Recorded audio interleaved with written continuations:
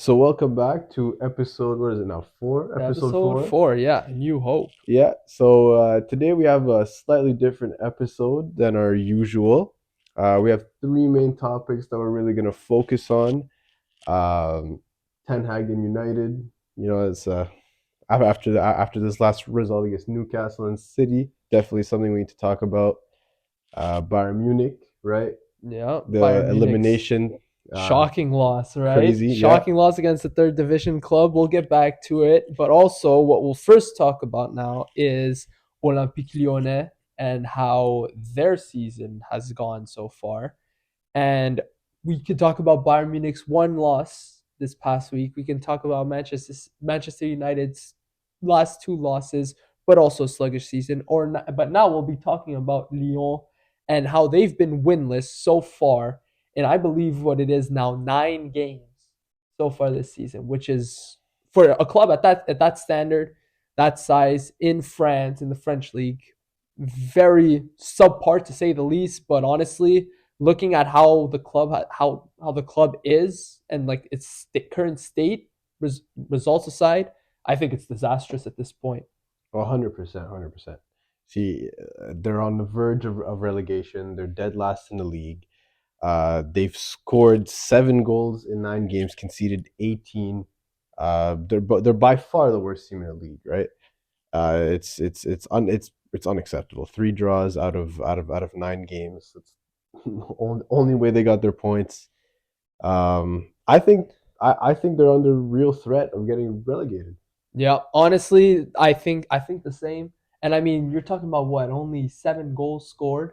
Yeah. Lacazette last year was I believe he was the Golden Boot winner Yeah, I think he had last seven. year. Was it near 17? It was somewhere around that. I'm gonna double check the numbers just to make sure. But he was up there with Mbappe. That I remember. And just seeing them score only 7 goals, mind you, 3 of those goals came against Lorient in their 3-3 draw, which is considered actually their best game of the season. And what if I told you for that game, they were up 3-1 at home and they blew a 2 goal lead to That's draw great. I'd be 3-3. And that's furious. considered their best game of the season. Yeah. And now after the whole incident in against Marseille with their coach getting injured, getting struck with a rock in the head. Yeah, yeah, So who stoned. knows? Who knows how that's going to affect the team going forward to through the rest of the season. Yeah, because I mean that game, it could have all honestly been a make or break because you're playing against Marseille in the Vélodrome. Yeah. For Lyon, this is considered. I think this is considered right now because with Saint Etienne relegated, it's their biggest derby. It's against Marseille in the Olympico.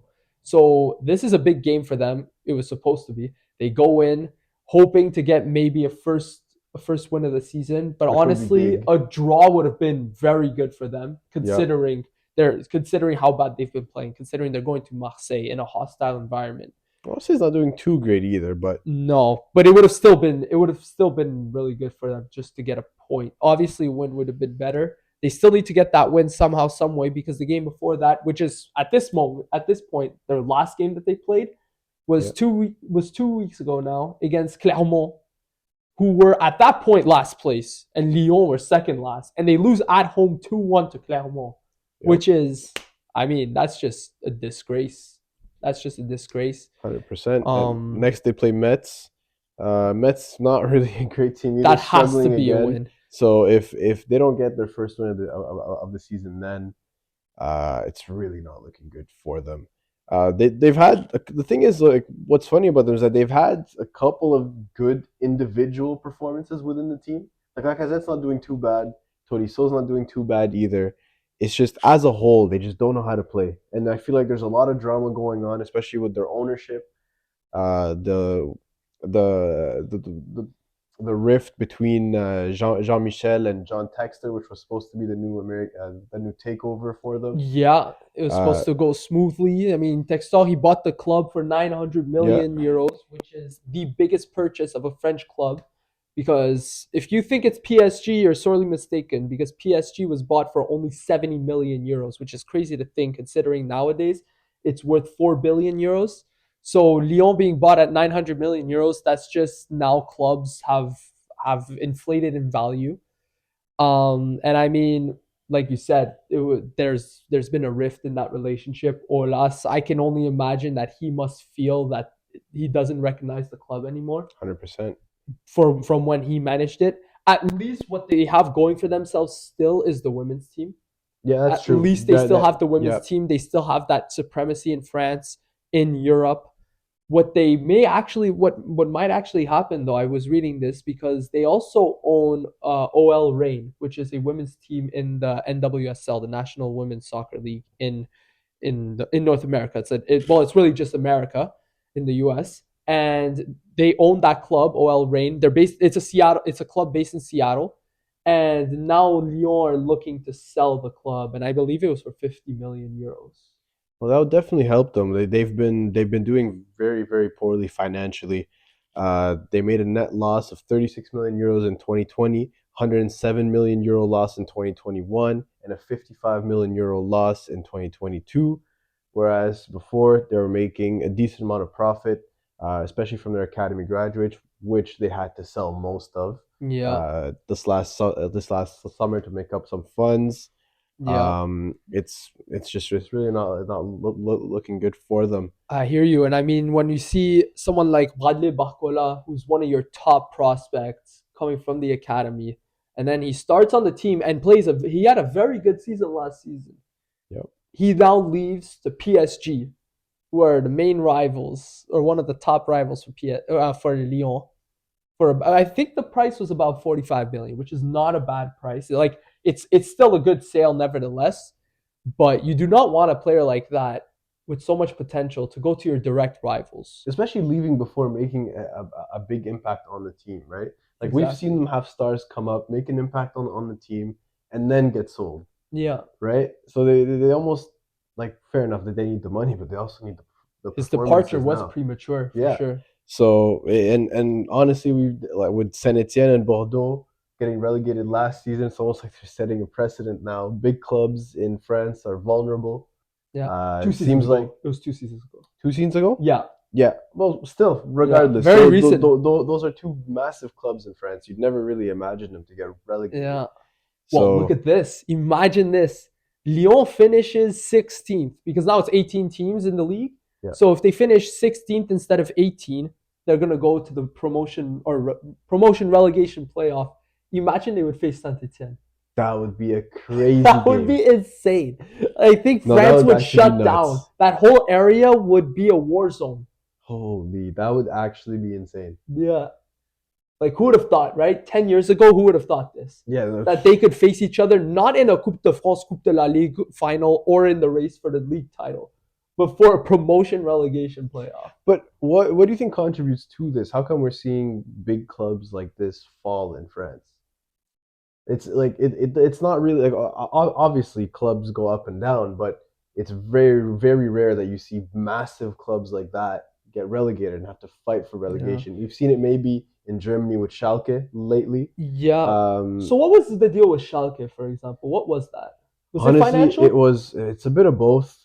Just poor performance, poor signings. They kept on selling players. They wouldn't really bring anyone in. Their academy kind of slowed down, Yeah. weren't really producing as many talents. Financially, they struggled also with COVID. Oh, yeah. Honestly, COVID hit many clubs very hard. And honestly, I think COVID might be a catalyst for some of the reshuffle that we're seeing in world football. I think so as well. And you're talking about Schalke, and I think Saint Etienne is is one of those elements, and then Bordeaux is another one. So Bordeaux, that one was really financial. That was the issue because honestly, they got relegated, but I think they by now they would have been relegated. They would have gone into administration and relegate because they were doing so badly financially, and there were rumors and lots of news pieces coming out at discussing how Bordeaux might actually go down all the way to the third division Wow, because of financial issues. You know how that's crazy. that happened to Parma. Yeah, It yeah. happened to in France. It happened to S. Sebastia a few years ago. But not a big club like them, No, right? Like, no. see, it's not. It's just I don't know. It's crazy what we're seeing now. Yeah, and Saint Etienne in Saint Etienne's case, I think it was more that they were just very conservative with their signings. I didn't really notice any big signings that they had. And anyways, they were always that club that wanted to produce more local talent. But I think it's just poor management. The front office was in disarray. I think it was ever since Christophe Galtier left, after I believe it was 2017 or 2018. Yeah, Galtier I think left so. and the club just went completely downhill because under him they were playing in Europa League, That's true. It hasn't been too long. Yeah, yeah.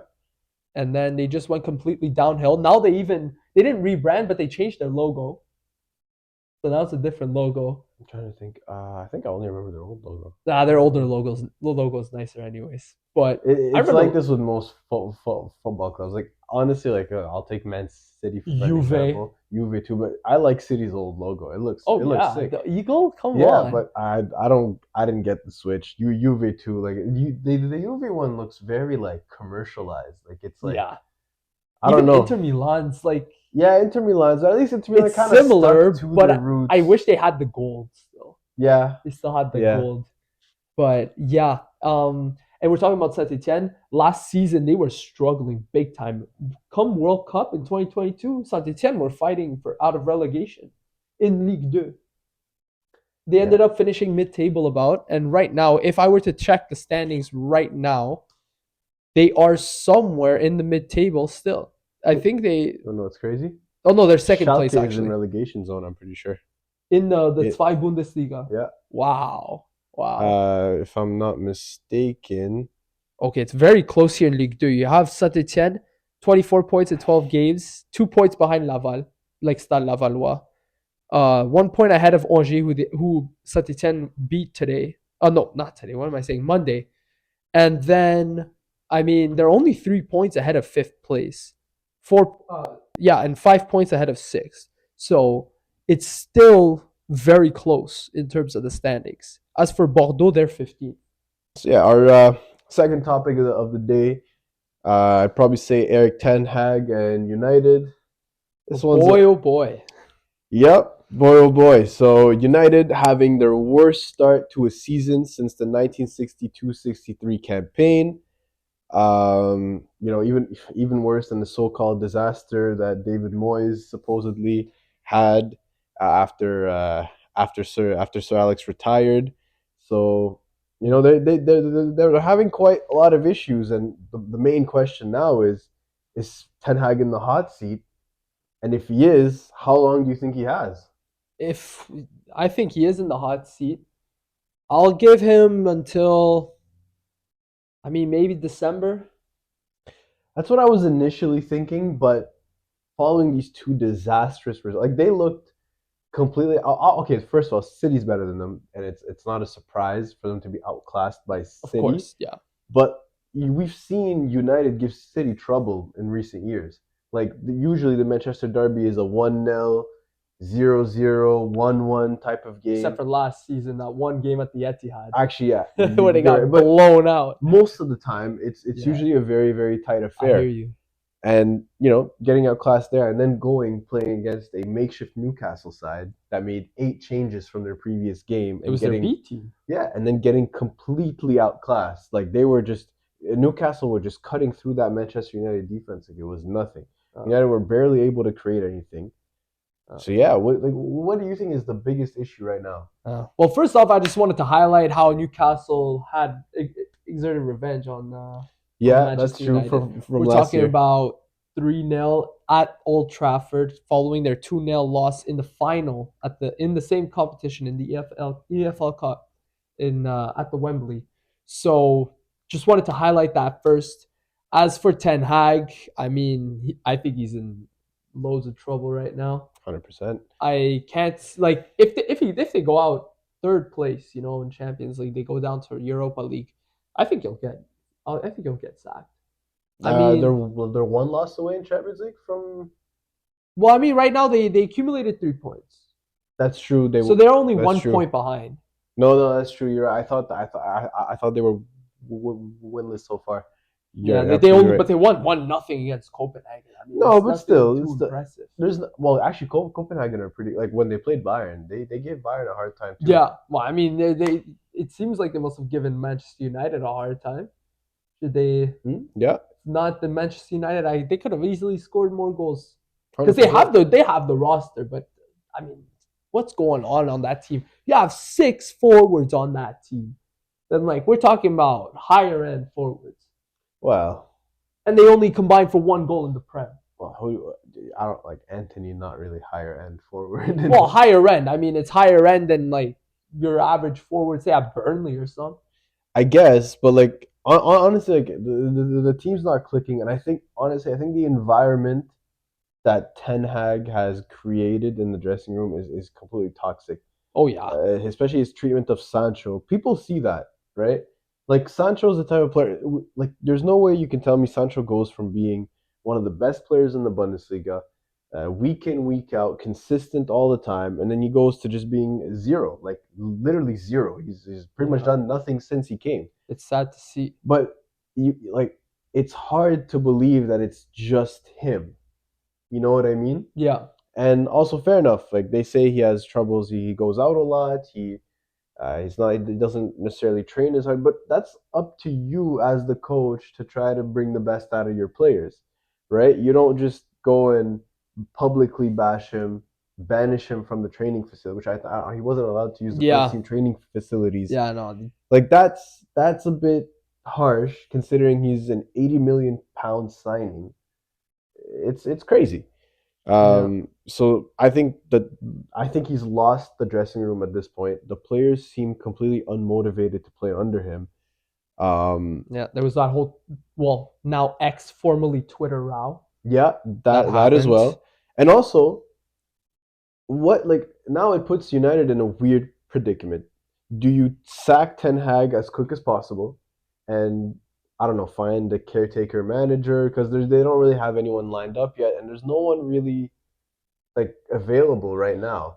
I think Nagelsmann would have been a great idea for United if the German national team hadn't got him. Yeah. Last time this happened, this would have been in there was once in 2021. Well, they had Ralph. Yeah, Ralph but before that, when they fired Mourinho, well, they had Carrick. Solskjaer.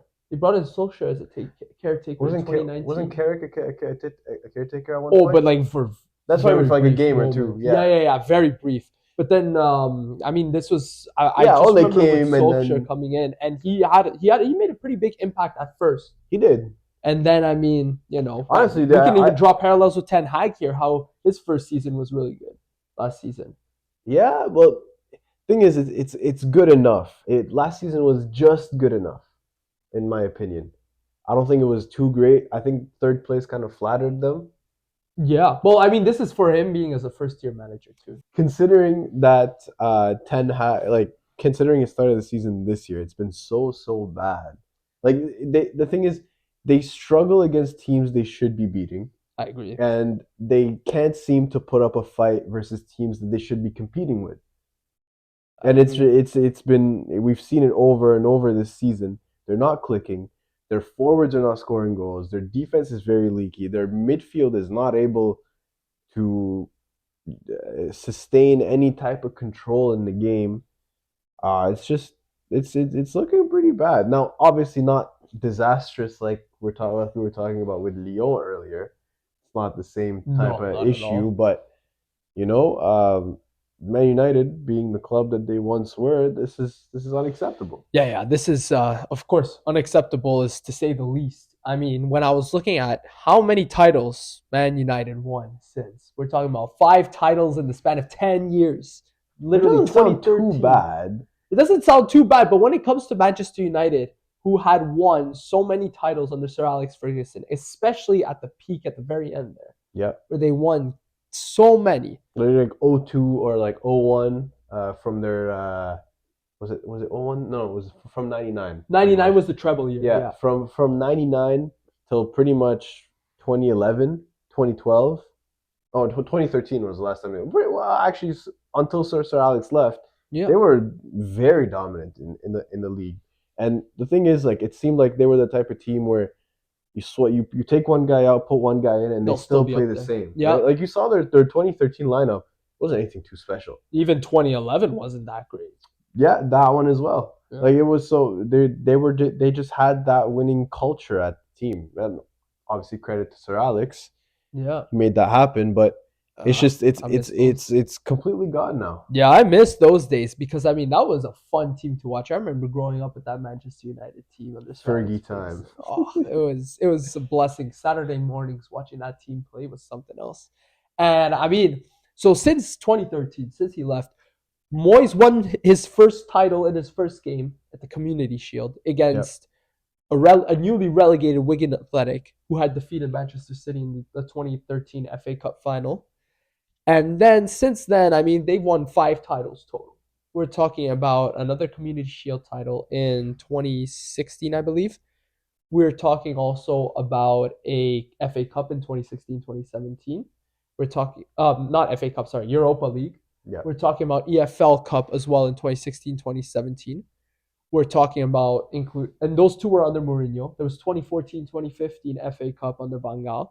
There was also then last season the EFL Cup Yep. under Ten Hag. I mean, these are their only titles they've won. So they haven't even Like there's won the prime titles of the league and also the Champions League. The only prime title you could really say that would count as part of a treble would be that one time they won the FA Cup. yeah. Well, and the Europa League, I consider it a pretty big title.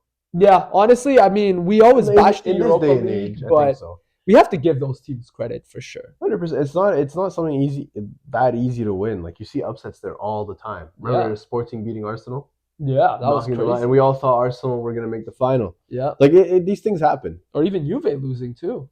Yeah. That was impressive. But yeah. So just I think Ten Hag has little time to turn this around. All eyes are on him away to Fulham this next weekend. I think it's a must win, and not just a must win. It has to be a convincing win to show that the team can still play, to try to prove that he still has the dressing room. And I think a poor result against Fulham, and we could see him being sacked as early as next week. We'll see because they have their Champions League match next week as well. So Also, that could be yeah, the real make or break. So hundred we'll have percent. to stay tuned for that one. I believe they're playing Copenhagen again. Yeah, you're actually right. Two poor performances, possibly I guess Fulham and Copenhagen, and I think we could see Ten Hag getting sacked. Now for our third and final topic. This one is a little painful for me. Uh, Let me break the news to y'all. Bayern Munich. yeah, What's been happening this past week? we're a really weird team, man. You travel to this place called Saarbrücken. We're talking about southwest Germany, right by the French border, really. And you go up against a third division team in the DFB pokal. Okay, that happens. You go up 1-0. Thomas Müller scores. Doesn't even celebrate because I mean, if you're a top Bundesliga team, you score pretty early in the game. You don't want to make a whole deal The out whole of it or team, they thought anything. they were putting another three after that. Exactly, that too, right? They think they're gonna be scoring another few, and then Saarbrücken. We're talking about stoppage time legends here. First half in stoppage time, they tie it off a Kim Min Jae mistake. They Yep. capitalize off it. It was still a good finish. And then stoppage time, second half, Down the wing. 6 minutes added. And down the wing, across, that kind of finish just sends a home crowd roaring, especially for a third division crowd. Yeah, and you saw everyone storm the pitch after. Yeah. It was disappointing, man. It was Yeah. very disappointing. Like the thing is, I feel like like okay, we have our problems with depth. That's fine, but this loss had nothing to do with depth. No, Like this is a performance issue. exactly. Um, hold on, I don't think I pressed record. Oh, I did. Well, anyways, I said we can always just continue from there. I can always Yeah. I'll edit We'll that just up. cut this little part. But It was a performance issue. yeah, I mean, like it's not a depth issue. exactly. Like that was definitely a performance issue. Um, do I think that was Tuchel's fault? Partially. I think the players have to take part of the blame. Um, Tuchel going to a back three and like really going all out for the game might not have been the best decision in hindsight. I remember he took out Limer. No, sorry, he dropped. I think he dropped Limer to right back. I played Kim in the center, played Davies on the left. We played three in the back, and then just went like pretty much all out for it. And we just weren't. We couldn't create too much. We missed a lot of chances. We weren't able to finish. It felt like it was like a lackluster performance. There wasn't that much effort into it, which is really really weird. Like for it's kind of unexpected, right? Yeah. Coming off an 8-0 win versus Darmstadt, Yeah. like On top of like that, the team was flying. I guess I actually don't really know what necessarily went wrong in that specific game. Uh, Obviously, the Delict injury probably rattled the team a little bit. yeah, Uh, that was a pretty ugly injury. Like with him going down on the right knee like that when making yeah, the tackle, and he essentially crushed his own knee. yeah, and it's like him just coming back from injury too, and we're already pretty light in the back. Like now in January, I think it's necessary to sign another defender. It's imperative for Uh, sure. well, hopefully one that's pretty versatile, could maybe play left back and center back, or right back So and let me center back. ask you then, in that case, who's the ideal defender you would want? Who's also like available? Like measure both, right? That's what I mean. Your wants and your availabilities. Who's So out there that availabilities right now, like again, because with it's but January too, right? So there it's aren't that many availabilities to begin exactly with. exactly like if we're gonna stay in the Bundesliga, um, it would be really really tough to like we're gonna have to pay a lot of money if we want a quality player to come in and just really shore up the defense and we're 100% certain that we can rely on him week in week out. I think Ginter might be a really good choice. Experienced center back, we 100% reliable in the league. I think he'd be a great signing for us. Um, but yeah, it's hard to think about. It's hard to think about because you also have to look at like I don't know everybody's contracts, situations, and all Of that. course, That's something the scouting department at of Bayern is going course. to do, and the people in charge of that they're going to do their due diligence. But I think I think 100% the defender is needed. We're looking at Boateng again. I don't Right? Yeah. because But well didn't we that had fail? it failed at first, but now we're considering. Well, I this is from what I read this morning. We're considering him because of Delict's injury. Now we're in a pretty bad spot. And you know what? Like I don't know. It's a really iffy situation considering his legal cases. From a Right. footballing perspective, it makes sense. Free transfer. Uh, Knows the club very well. Has exactly. achieved tremendous success there. Yeah, but like again, with all the legal issues, it brings a whole lot of unwanted attention to Bayern. Yeah. So I don't really know what's gonna happen with that. Honestly, I think if we can find a better deal elsewhere, I'd prefer that. Um, but yeah, that I think definitely a center back is 100% needed. But I think we're gonna go to our biggest issue right now, other than depth, and it's the quality in the midfield. The quality in our midfield is some of the worst I've seen since like 2008. I think. Um, Kimmich is good, obviously. Yeah. Yeah. World class player. Yeah. I was gonna ask who are the standouts in a negative way, I guess. So who are the standouts that I you haven't think in the midfield. have been I haven't terrible been liking Goretzka. Goretzka's been very very iffy. compared to the Uh, past few years, especially? Yeah. yeah, It's a because shell of himself. the thing is like it doesn't seem like he's not an excellent passer. He's not excellent at what's it called at withstanding press. He's not necessarily the greatest defender. He's a true box to box. He's a usable player. I'm not saying he's bad, but I think he's been pretty underwhelming considering the midfields of past of Bayern, like back when you had Schweinsteiger, Lahm, he plays like Xabi Alonso, high quality midfield, right? Yeah. Now with Kimmich, I think Kimmich is the only really world class midfielder that we have. Um, Limer again. kind of similar situation to Goretzka. He's good, doesn't do anything really great. Yeah. Do you think he's been up to the level that he should be since his arrival at Bayern? I think so. I think we're getting exactly what we expected from Okay. him. He seemed to be a player that Tuchel likes to use. He's been using him a lot at right back too, Yeah. like when instead of Mazraoui, which I don't really agree with. I think Mazraoui has been really good whenever he's played. He's a very good attacking threat. Pretty decent defender as well. But yeah, like again, it's not the team is good. It's just we have a couple of places that we need to strengthen. I think a true DM would be great. That way, Kimmich can move up a little bit and be a little more creative up the field. I think that would help because Kimmich now I feel like he receives the ball really deep and he's almost at times forced to play the ball either left or right or back. He doesn't really have the opportunity to make those incisive passes and play a little more vertical. And I think also that's partly his fault. That's something he needs to work on. I feel like he receives the ball, he's a little slow in the play.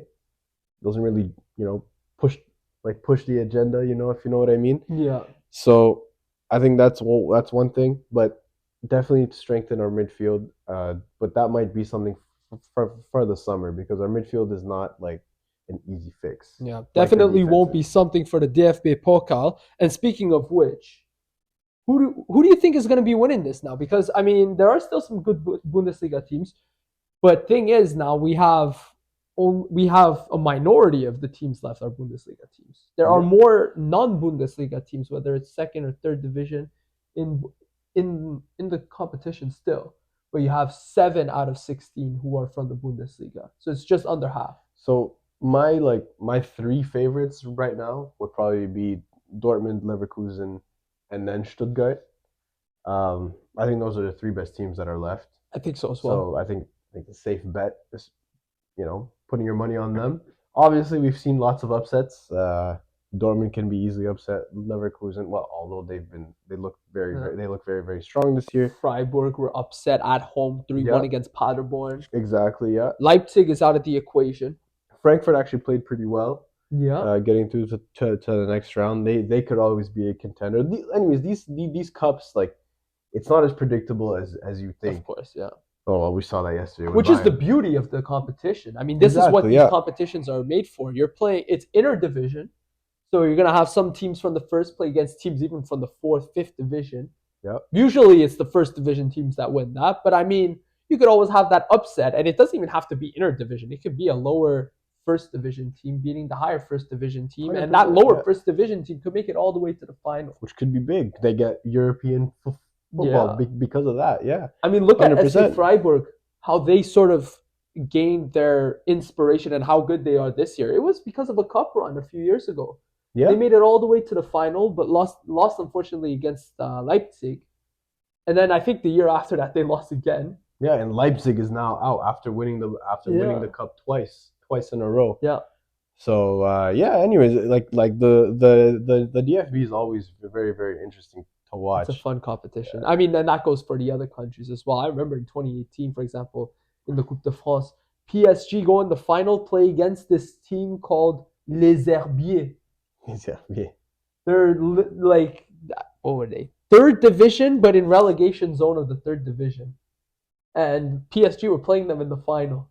Like it's just really? these They made the stories. final. Wow. Yeah, it's these stories that are astonishing, you know? Yeah. I remember 100%. in 2013, Bradford City from the fourth division made it to the EFL Cup final. Actually, I remember that. They beat Arsenal Yeah. in the quarterfinals. Going back to DFB and Bayern, it's just we have the quality. We're just missing a little bit of depth, and I think now questions should start being asked about Tuchel I agree. because he's had a lot of time. He's had again, the squad is not weak by any means. We've had a couple injuries here and there, but we've never been in a crazy, crazy dire situation, except maybe the last round of the DFB Pokal when we had to play Goretzka at center back. That's in a DFB Pokal. We made it through. Like in the Bundesliga and Champions League, we've had a strong squad to put out every single time almost, Yeah. or actually every single time. So I don't think he has any real excuses. He's had lots of time, considering he had time last season, the whole summer. He got to make signings coming in now. So I think questions really need to start being asked of him. Is he in the hot seat? No, not yet. That would be too early, I I think. think yeah. But considering the standards we set to Nagelsmann last year, I think I think Tuchel needs to start. People need to start questioning him a little Yeah. bit.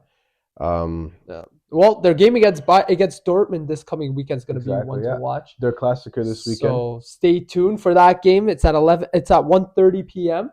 Eastern time Yep. on Saturday, November 4th at And you the know Sina what? Liduna Park. That's a So that's very gonna be good. important game. Oh, for sure. Like For after both teams.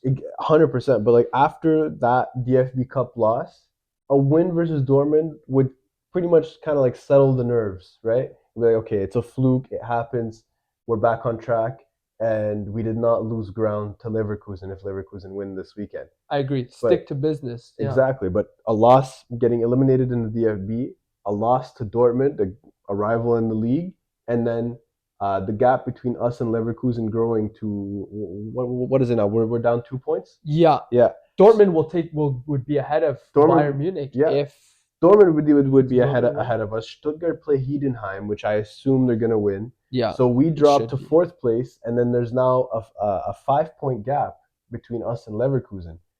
I think that would be disastrous, especially coming closer to the winter break. So yeah, no, that it's just this Dortmund game is a must win. Yeah, we'll definitely have to stay tuned for it. I mean, it's going to be an interesting weekend, especially in Bundesliga. So, looking forward to it. 100%, me too. And I mean, I'll be out of town, but I'm still going to tune into this because it's going to be a fun game to watch. So, yeah. I'm just hoping for a better performance, man. Yeah. Oh, for sure. Anyways, this is the 4th episode of the Football Minded podcast. Thank you for watching and listening. And we'll see you sometime next week for episode 5. Absolutely. And yeah, so have a great weekend and take care. Enjoy the football.